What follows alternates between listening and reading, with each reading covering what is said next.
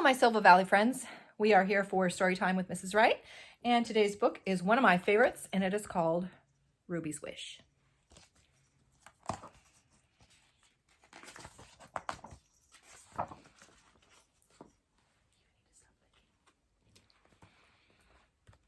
If you walk down a certain road in a certain city in China, past the pet market with its yellow and green rice birds hopping in their bamboo cages, and the goldfish and the terrapins in their porcelain bowls, you will come to a block of houses, 5 houses wide and 7 houses deep. Many families live here now, and the buildings are brown with age and dirt, but if you look closely, you will see that once upon a time, this was all one house, the magnificent home of one family.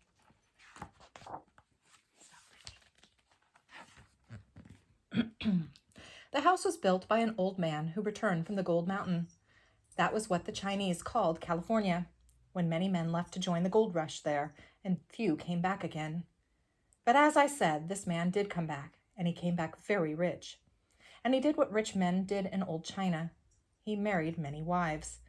His wives had many sons, and these sons also had many wives. So at one time, the house was filled with the shrieks and laughter of over 100 children.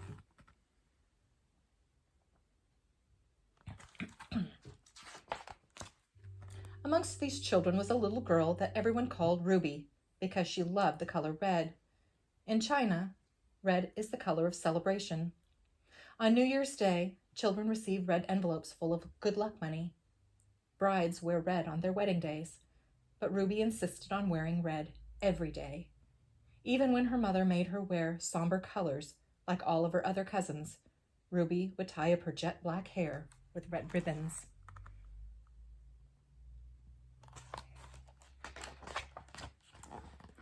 Because he had so many grandchildren, Ruby's grandfather hired a teacher to come to the house. Any grandchild who wanted to learn could join the classes.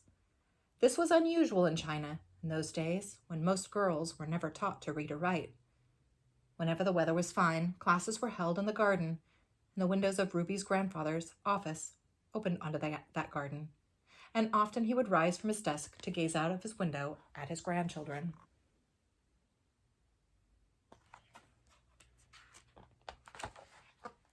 One day, Ruby's grandfather looked down from his window to see the high white wall of the garden plastered with calligraphy. His grandchildren had been practicing their handwriting. Ruby's grandfather laughed to see that many had smudged ink on their hands and faces. And then he noticed a sheet that was more beautiful than the rest. Which of his grandchildren had produced such wonderful calligraphy? And down in the garden, the teacher was praising Ruby, and her ears were turning as bright red as her jacket.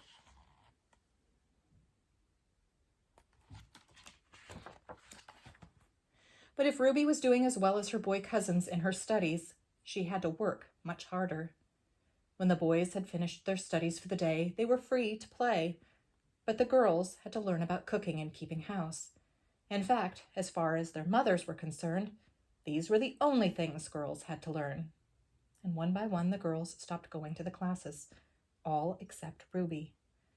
She would catch up on her embroidery at night, and many nights her candle flickered long after everyone else had gone to bed.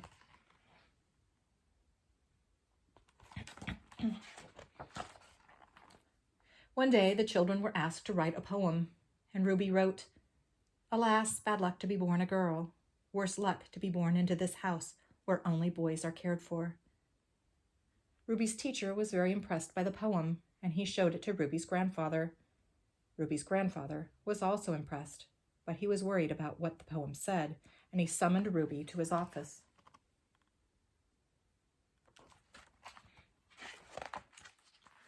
Ruby found her grandfather sitting in his chair, her poem spread open on his desk. "Did you write this poem?" asked Ruby's grandfather. "Yes, I did," said grandfather, answered Ruby. "Do you really think that in this house we only care for boys?" "Oh, no, grandfather," said Ruby, very sorry that she had upset him. "You take good care of all of us, and for that we are all grateful." "Little Ruby," her grandfather said gently, "I really would like to know why you wrote this poem. How are the boys better looked after?"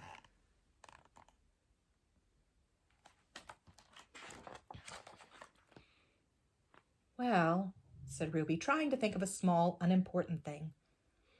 When it is the moon festival and we are each given half a moon cake, the boys always get the half with the yellow moon yolk. Said her grandfather, as if he was still waiting. Is that so? Yes, continued Ruby. And when it is the lantern festival, the girls are given simple paper lanterns, but the boys have red lanterns in the shapes of goldfish, cockerels, and dragons. Ruby's grandfather chuckled.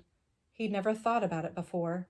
He could imagine how much Ruby would have liked a red lantern.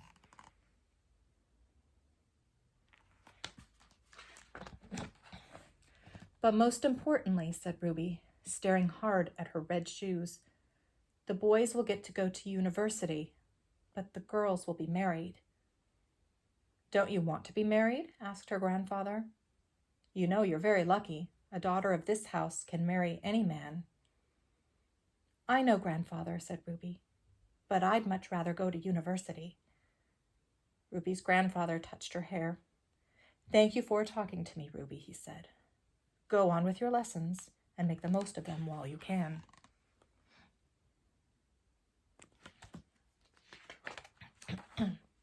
So Ruby went on with her lessons. Some of the boys grew up and went away to university. Some stayed in the house and started families of their own.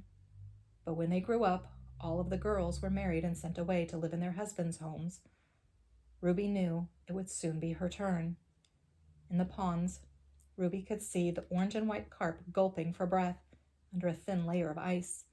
It would soon be Chinese New Year, and Ruby felt sure it would be her last one at home.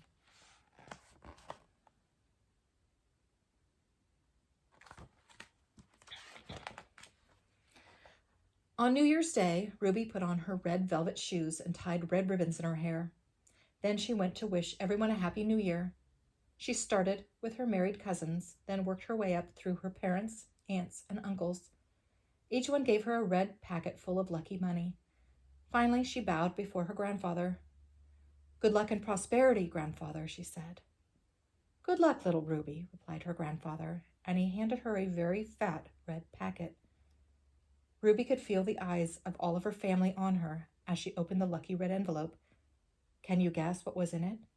It wasn't money. It was something much better than that.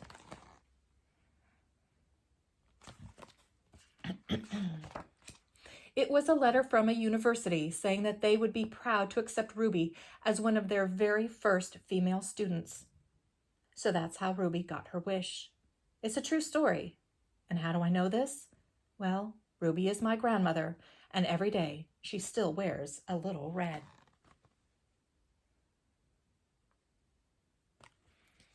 And that is our story for this time. Hopefully you guys like that one. We will be back again with some more stories. So keep reading, Silva Valley.